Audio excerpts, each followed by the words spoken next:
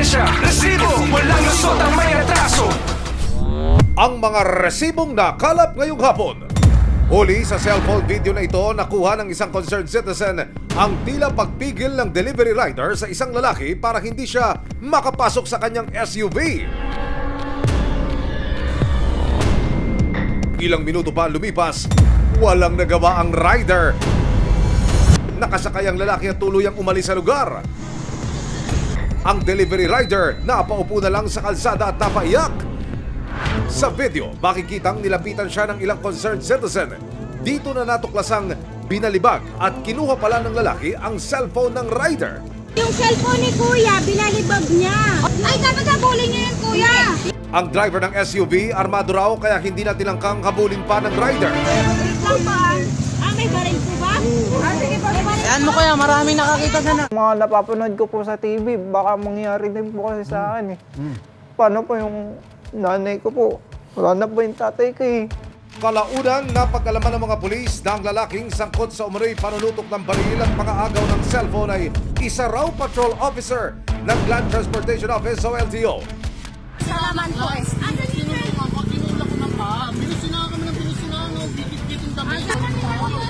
Hinaplot sa kanya. Babawi pa kaya ng rider ang cellphone na tinangay sa kanya?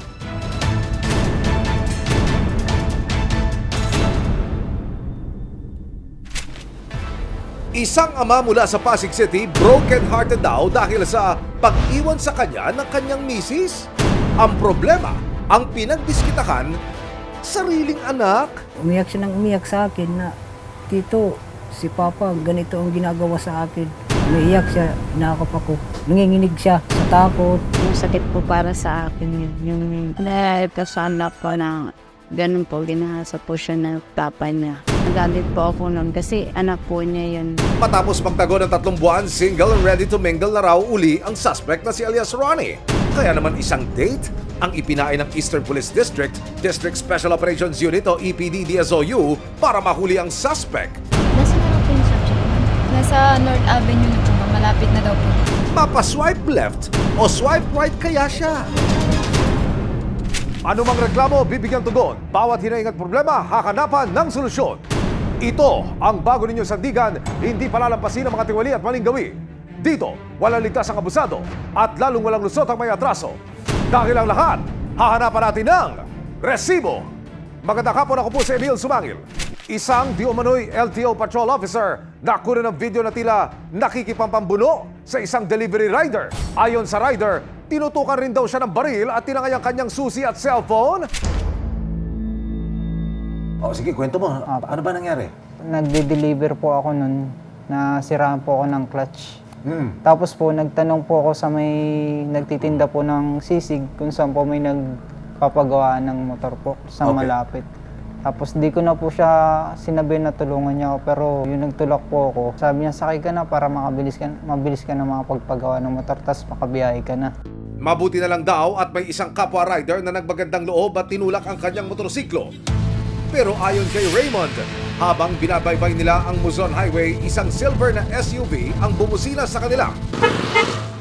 Busina po siya ng busina, tapos kinat niya po kami. Tapos biglang lumabas po doon sa may sasakyan niya, sabi sigaw ng sigaw. Tapos sabi niya, akin na yung lisensya niyo, di niyo ba alam na bawal yung ginagawa niyo? Matapos bumaba sa sasakyan, ang lalaki bigla raw itong nagpakilalang tauhan ng Land Transportation Office o LTO. Dito na raw hinuli ng lalaki si Raymond at pilit na kinukuhanan ng lisensya. Tapos kinuha po yung susi ng motor ko. Tapos yung sabi niya kukunin niya yung lisensya, tinanggi ko po yun. Tapos nung hindi yung tinanggi ko po yun, bumalik po yung sasakyan, kumuha po ng baril. Tapos nilagyan po ng magazine, tapos sabi kinasap. Hindi ko na po na-videoan. Ang mga sumunod na eksena nakuna ng cellphone video ng isang concerned citizen.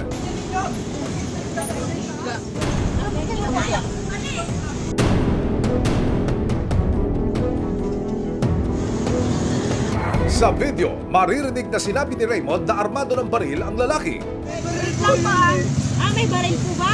Ah, sige po. May baril. Yan mo kaya, marami nakakita. Nung kayo nagtagpo ng pisikal, hindi naman doon nagwakas eh. Di ka lang naman pinitsirahan yan, di ka winasiwas, di ka sinalya. Naglabas pa yan ng baril eh. Opo. Di ba? Ano yung naramdaman mo nun?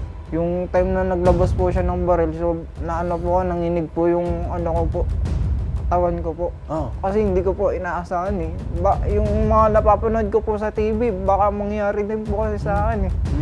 Paano po yung nanay ko po? Wala na po yung tatay ko eh. Isinoli ng lalaki ang susi at lisensya ni Raymond. Pero ang cellphone na ginagamit niya sa pagnanegosyo ay tinangay daw ni Sir Officer. Paano mo nagtapos yung tagpo na yon? Naisipan ko po kahit nanginginig po, kumuha po ako ng cellphone para videohan po siya. Oo. Tapos sinaagaw po ng asawa niya sa akin. Pagkabalik ng susi, sabi, kinuha niya po yung cellphone ko, tapos minato po sa kalsada. Aha. Tapos yun na po yung nangyari. Yan po yung pinipigilan ko po siya kasi hawak niya po yung cellphone ko, ayaw niya po ibigay. Yun na po yung binalibag niya po, tapos kinuha niya po. Nang makaalis ang lalaki, dito na napaupo sa gilid ng kalsada si Raymond at wala nang nagawa kundi umiyak. Abangan mamaya saan nakakantong ang alitan ng rider at nagpakilalang LTO officer. May baril lang ba? Ah, may baril po ba? Yung ginawa ko sa akin namin, pagkuha mo ng baril sa sasakyan mo. Hindi ko pwedeng itutok yun. Yung pamilya ko po, natatakot din kasi. Susunod, isang ama mula sa Pasig City broken-hearted daw dahil sa pag-iwan sa kanya ng kanyang misis. Ang problema, ang pinagdiskitahan, sariling anak. Nagalit po ako nun kasi anak po niya yun. May ebidensya, resibo, walang lusot ang may atraso.